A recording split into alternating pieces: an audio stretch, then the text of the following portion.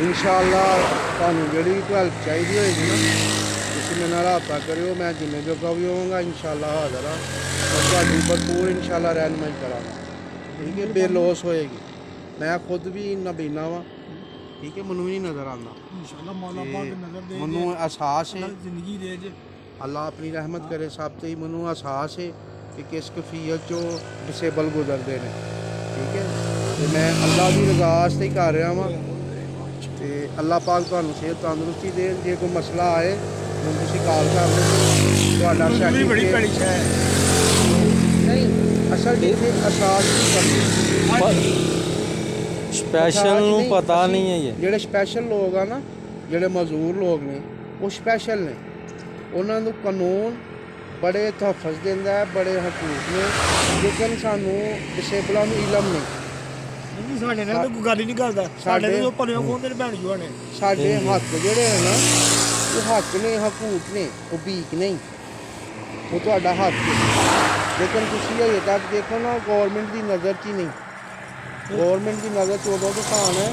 ਜਦੋਂ ਸਰਟੀਫਿਕੇਟ ਬਣ ਜਾਏਗਾ ਸ਼ਨਾਖਤੀ ਕਾਰਡ ਤੁਹਾਡਾ ਬਣੇਗਾ ਡਿਸੇਬਿਲਿਟੀ ਵਾਲਾ ਉਹ ਵੀ ਫ੍ਰੀ ਬਣੇਗਾ ਉਹਦੀ ਫੀਸ ਵੀ ਫ੍ਰੀ ਹੈ ਪਹਿਲੇ ਇਨਸਾਨ ਹੋ ਤੁਸੀਂ ਜਿੰਨਾ ਮੇਰੇ ਨਾਲ ਗੱਲ ਕੀਤੀ ਹੈ ਇਹੀ ਤਾਬੇ ਆ ਅੱਲਾਹ ਪਾਕ ਅਜਰ ਦੇ ਮੈਂ ਤੁਹਾਡਾ ਛੋਟਾ ਭਰਾ ਵਾਂ ਤੁਸੀਂ ਕੋਈ ਪਰੇਸ਼ਾਨ ਕਿਸਪਲ ਨਹੀਂ ਗੱਲ ਹੋਣਾ। ਕੋਈ ਬੰਦਾ ਨੇੜੇ ਨਹੀਂ ਲੱਗਦਾ ਬਲਕਿ ਉਹ ਭਲਿਓ ਕੋਣ ਵਾਲੇ ਪੈਂਦੇ ਨੇ ਅੱਲਾਹ ਖੈਰ ਕਰੇਗਾ ਉਹਨਾਂ ਦਾ ਵੀ ਕੁਝ ਨਹੀਂ ਬਣਦਾ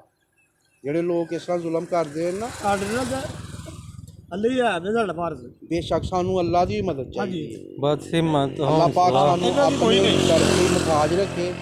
ਕਿਸੇ ਦੇ ਦਰ ਦਾ ਮੁਤਾਜ ਨਾ ਕਰੇ ਸਾਡੇ ਇਹ ਬੁਰਾ ਸਮਝਦੇ ਨੇ ਲੋਕ ਉਹ ਖੁਦ ਬੁਰਾ ਪੈਂਦਾ ਮੇਰਾ ਭਰਾ ਉਹ ਖੁਦ ਬੁਰੇ ਨੇ ਜਿਹੜਾ ਇੱਕ ਮਜ਼ਦੂਰ ਨੂੰ ਡਿਸੇਬਲ ਨੂੰ ਬੁਰਾ ਸਮਝਦਾ ਨਾ ਉਹ ਆਪ ਖੁਦ ਬੁਰਾ ਉਹਨੂੰ ਅਹਿਸਾਸ ਨਹੀਂ ਉਹਨੂੰ ਅੱਲਾਹ ਨੇ ਉਹ ਵੇਖਣ ਵਾਲੀ ਅੱਖ ਹੀ ਨਹੀਂ ਦਿੱਤੀ ਅੱਲਾਹ ਨੇ ਉਹਨੂੰ ਉਹ ਨੇਕੀ ਨਾਲ ਇਕੱਠੀ ਕਰਨ ਦੀ ਤੌਫੀਕ ਨਹੀਂ ਦਿੱਤੀ ਅੱਜ ਮਜ਼ਦੂਰੀ ਕਰਨੇ ਸਾਨੂੰ ਕੋਈ ਮਜ਼ਦੂਰੀ ਨਹੀਂ ਦੇਗਾ ਯਕੀਨ ਕਰੋ ਪੜ੍ਹੇ ਲਿਖੇ ਹੋ ਕਿ ਨਹੀਂ ਨਹੀਂ ਪੜਿਆ ਜ਼ਬਰਦਸਤ ਮਾਪੇ ਪੜਿਆ ਵਾ ਅੱਲਾਹ ਖੈਰ ਕਰੇਗਾ ਪਰੇਸ਼ਾਨ ਨਹੀਂ ਹੋਣਾ ਮੈਂ ਇਨਸ਼ਾਅੱਲਾ ਤੁਹਾਡੇ ਨਾਲ ਰਾਤ ਨੂੰ ਜਾਵਾਂਗਾ ਤੁਸੀਂ ਆ ਸਰਟੀਫਿਕੇਟ ਅਪਲਾਈ ਕਰਿਓ ਸਿਆਲਕੋਟ ਮੈਂ ਤੁਹਾਨੂੰ ਭੇਜਾਂਗਾ ਸੋਸ਼ਲ ਵੈਲਫੇਅਰ ਦਾ ਦਫ਼ਤਰ ਹੈ ਸਰਦਾਰ ਬੇਗਮ ਜਮਾਲ ਸਰਦਾਰ ਬੇਗਮ ਹਸਪਤਾਲ ਦੇਖਿਆ ਜੀ ਨਾਲ ਨੂੰ ਗਿਆ ਪਰ ਵੇਖਿਆ ਨਹੀਂ ਮੈਂ ਖਾਦਮ ਅਲੀ ਹੋਰ ਇਮਾਮ ਸਾਹਿਬ ਦੇ ਕੋਲੋਂ ਦੀ ਨਾ ਅੱਗੇ ਆਲਮ ਚੌਂਕ ਜਿਹੜਾ ਉਹਦੇ ਨਾਲ ਹੀ ਹੈ ਸਰਦਾਰ ਬੇਗਮ ਮਸ਼ਹੂਰ ਹੈ ਤੇ ਉੱਥੇ ਤੁਹਾਨੂੰ ਮੈਂ ਭੇਜਾਂਗਾ ਸੋਸ਼ਲ ਵੈਲਫੇਅਰ ਦੇ ਦਫ਼ਤਰ ਉੱਥੇ